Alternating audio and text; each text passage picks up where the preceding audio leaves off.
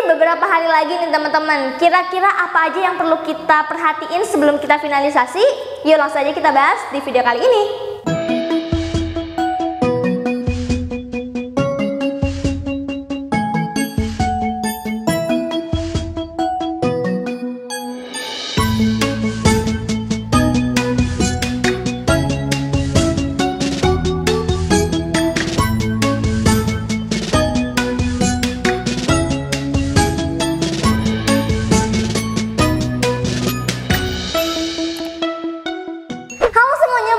GB Media Channel. Sebentar lagi kita bakal finalisasi SNMPTN 2022.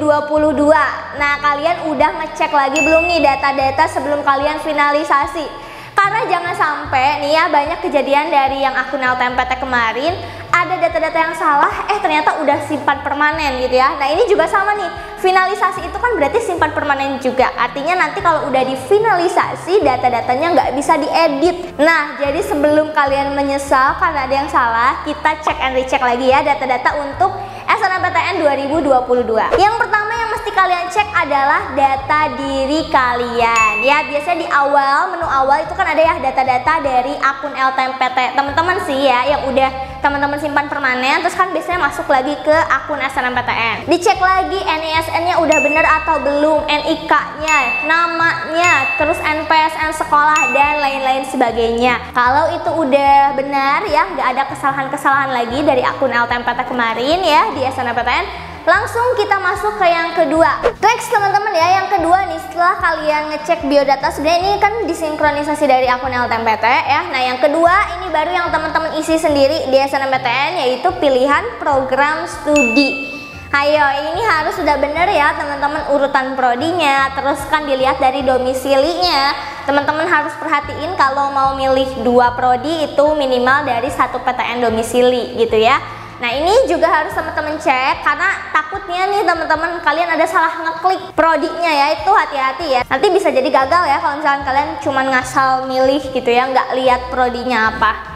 Oke, yang ketiga setelah teman-teman ngecek biodata kalian, terus juga isian program studi. Nah, yang ketiga ini berhubungan sama portofolio. Buat teman-teman yang mau ambil jurusan atau program studi yang butuh portofolio, ini udah harus lengkap ya. Nah, sebenarnya ini kan udah dari awal kita kasih tahu ada portofolio. Jadi harusnya udah dipersiapkan nih portofolionya. Jadi di minggu terakhir-terakhir ini teman-teman udah bisa upload portofolionya ya.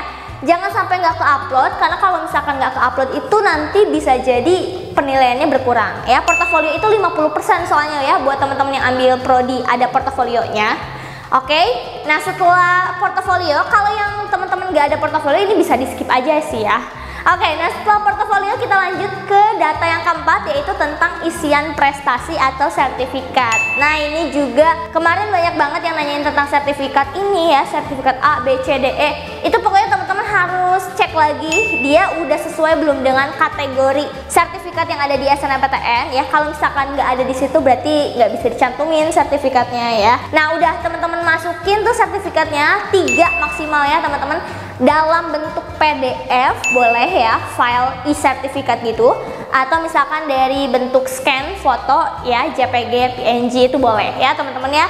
Jadi jangan lupa itu untuk diupload. Oh ya, terus kemarin juga ada yang nanya, Kak, kok aku udah ngupload sertifikatnya atau tadi tuh portofolionya udah diupload, tapi kok pas kita lihat tuh gak ada gitu ya. Nah, teman-teman harus cek lagi makanya sebelum difinalisasi atau sebelum disimpan permanen, itu harus teman-teman cek apakah udah ada previewnya atau belum ya. Terus teman-teman coba unduh ya, coba download. Kalau bisa di-download berarti udah ada, udah masuk gitu ya. Jadi jangan panik.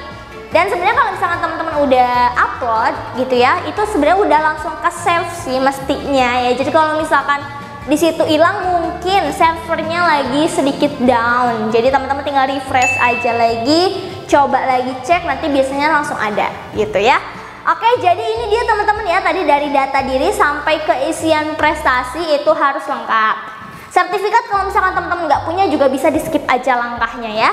Oke, nah setelah semuanya lengkap baru deh teman-teman finalisasi ya. Jangan sampai kelewatan tanggal finalisasinya. Nah, setelah finalisasi kita harus gimana, Kak? Ya berarti kalian kalau udah finalisasi tinggal menunggu hasil SNMPTN di pengumumannya tanggal 29 Maret 2022. Jadi kalau misalnya teman-teman udah finalisasi itu sudah tenang karena udah selesai semua jadwal seleksinya, tinggal menunggu hasilnya aja. Jadi perbanyak berdoa ya setelah teman-teman finalisasi SNMPTN. Nah kalau misalkan udah difinalisasi berarti kita nggak bisa edit lagi ya Kak kalau misalnya ada yang salah.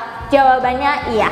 Betul ya, kalau teman-teman tanya misalkan ke call centernya itu pasti jawabannya juga sama. Udah nggak bisa lagi diedit teman-teman kalau udah finalisasi. Jadi pastiin banget data-datanya lengkap ya sebelum kalian finalisasi. Oke? So itu aja teman-teman untuk informasi seputar finalisasi SNMPTN 2022. Semoga sukses dan semoga kalian diterima di PTN yang kalian mau. So itu aja untuk video kali ini and see you in the next video. Dah.